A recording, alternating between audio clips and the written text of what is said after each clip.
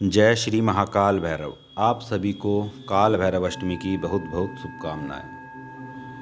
जो भी भैरव जी के भगत हैं वह आज रात्रि में काल भैरव जी की पूजा कर सकते हैं। भोग प्रसाद में जैसा भी आपका सामर्थ्य है वह सब लगा सकते हैं। तो अभी बात करेंगे हम नकारात्मक ऊर्जा के बारे में। जैसा कि आजकल हमारे पास फ़ोन आते हैं आप लोगों के कि हमारे ऊपर नकारात्मक ऊर्जा है, किसी ने मसानी छोड़ दी है, किसी ने जिन छोड़ दिया है, किसी ने भ्रम छोड़ दिया है, पर आप लोगों को उनसे आराम नहीं आता है। आप कहते हैं हम 4-4 5-5 जगह होकर आ गए, किसी ने मसानी बताई है, किसी ने कुछ बताया है, किसी ने कुछ बताया, पर हमें आराम नहीं आया है। और हमने आपके पास जो कॉल किया है वो इसलिए किया है कि हम जानना चाहते हैं कि असल में हमारे ऊपर क्या है। तो उसको आप ज़रा ध्यान से सुन लीजिए कि उसे हमारी भाषा में बोलते हैं हिंदी में नकारात्मक ऊर्जा, और इंग्लिश में उसको बोलते हैं नेगेटिव एनर्जी। तो जो ये नकारात्मक ऊर्जा है इसको या भूत प्रेत जिन पिशाच डाकनी भ्रम राक्षस, इसको आप कुछ भी नाम दे लो, हमारी भाषा में ये नकारात्मक ऊर्जा है। तो इस बात पर ध्यान ना देने से अच्छा है कि मेरे ऊपर क्या है, किसने भेजा, कहाँ से आया, कहाँ से लगा, इन सब चीज़ों को हटाकर यदि आप इसमें ध्यान दें कि मुझे अपने आप को ठीक कैसे करना है, मुझे जहाँ से आराम आ जाए, मुझे वैसा उपाय बताएं या मेरी वो क्रिया करें जिससे मैं ठीक हो जाऊँ, मुझे आराम आ जाए।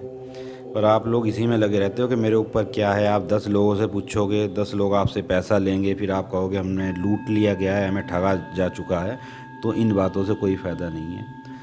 जिनको भी सच में परेशानी है नकारात्मक ऊर्जा की, रात को शरीर पर दबाव बनना, कंधे भारी रहना, सिर भारी रहना, हमेशा दिमाग में नकारात्मक विचार चलना, सपने में गंदी गंदी चीज़ें दिखाई देना, जैसे शमशान दिखाई देना, किसी जानवर को काटते हुए दिखाई देना, और आपके पास से या कभी कभी आपको बड़ी गंदी बदबू आना, तो ये सब जो हैं नकारात्मक ऊर्जा के ही आपके उदाहरण हैं।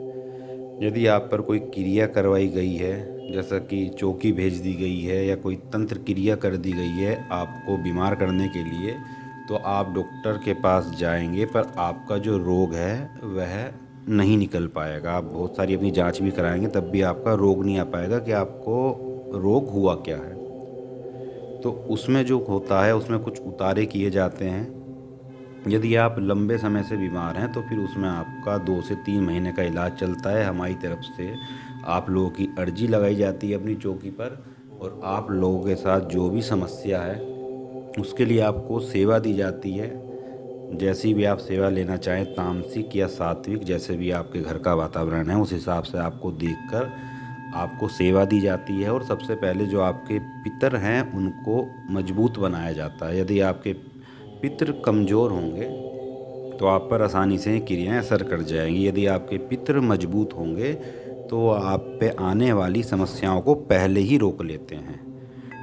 तो कम से कम 90% लोग के जो पितृ हैं जो सेवा पूजा नहीं करते, उनके कमज़ोर ही रहते हैं। उनको आप लोग अच्छी तरह से सेवा पूजा नहीं दे पाते, जिसके कारण वह कमज़ोर रह जाते हैं। तो पितरों को अपने मजबूत कैसे बनाना है, शक्तिशाली कैसे बनाना, तो यह सब हमारे द्वारा आपको बताया जाएगा, सेवा दी जाएगी।